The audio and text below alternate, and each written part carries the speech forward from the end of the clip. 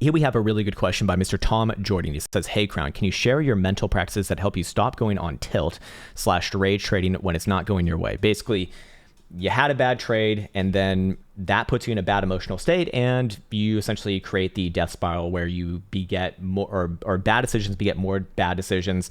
And it's like you're throwing good money after bad, essentially. And you're saying that you had a bit of a tilt fest the other day and got chopped to fuck, which I'm guessing that means bad. Okay, cool.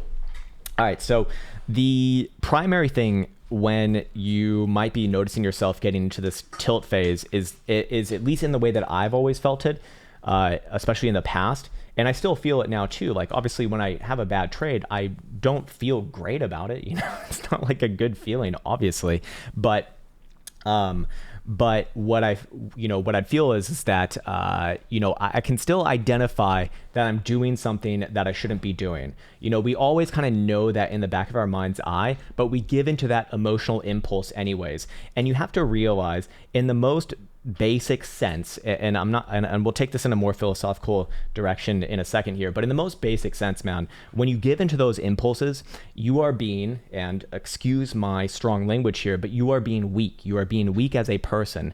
You are being weak as a person, and you do not deserve what, you quite literally do not deserve the results that you're likely looking for if you're giving into that, simply because you know better. And I assume that you already do know better. This is not coinciding with the more important factor that you actually have a plan. So I'm coming at this from the perspective that you already have a plan, you've backtested that plan, you know the statistics alongside that plan, essentially what to expect over a long enough period of time with enough iterations, but you're choosing not to follow that. And yes, it is a choice, and you do have to take responsibility for taking that choice. That is, again, for lack of a better way of explaining it, the basis of the problem.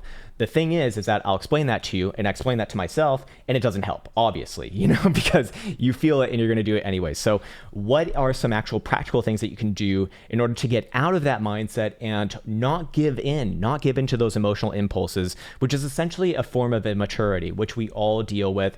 And I can assure you that even after doing this for, more than 10 years now, I still feel these things. The only difference now is that I can identify it and then not give into it, or at least be better at not giving into it. Because every once in a while, if I had a few too many cups of coffee or if I didn't get a good night's sleep, I might actually give in, which, I'm not proud to say, but hey man, it does happen. Okay, so what are some things that you can do? Well, first and foremost, you got to make sure that, or at least I got to make sure that my mental health is in order. So what does that look like?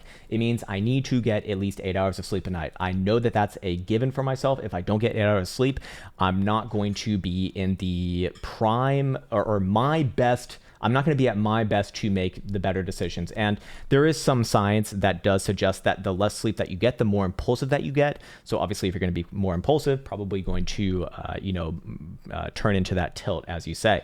The next thing is I need to do some exercise. I need to have something else going on. And of course, for myself, that means going on walks daily. I like to get at least 10,000 steps a day. And then also, 5 days out of the week or so, a lift as well. I think that really helps just personally for myself.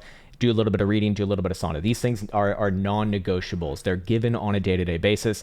And if I don't do them, I know that I'm more susceptible to these tilt practices, if you will.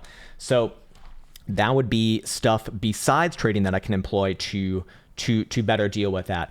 The most relevant though, and probably, if you were to take one thing back from this, is what I always essentially fall back on when it comes to any sort of psychological question, which basically pertains to an inability to follow your trading plan. So here's the thing.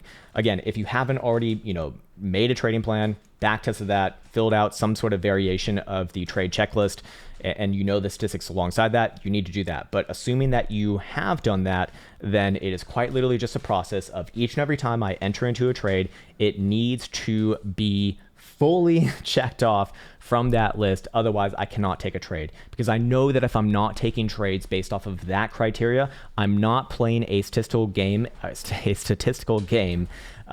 which is related to, my edge. And I cannot expect good results from that. It's just obviously you have a plan, but you don't follow it, right? So you know, in the most basic sense, it's like, how do you explain to someone to drop a pen that's in their hand? Well, you can explain like, okay, well, you have to relax, and then you think about opening it up, and then, you know, and then you just do it, right? But at some point, there's a divide between your, like, you thinking about it and just fucking doing it. And that is really what we need to be focused on, is simply just following that. As boring as that sounds, that's really all that it is, man. So hopefully that was in some way helpful. I hope that I hit that problem in you know, in enough ways where it did make sense. But yeah.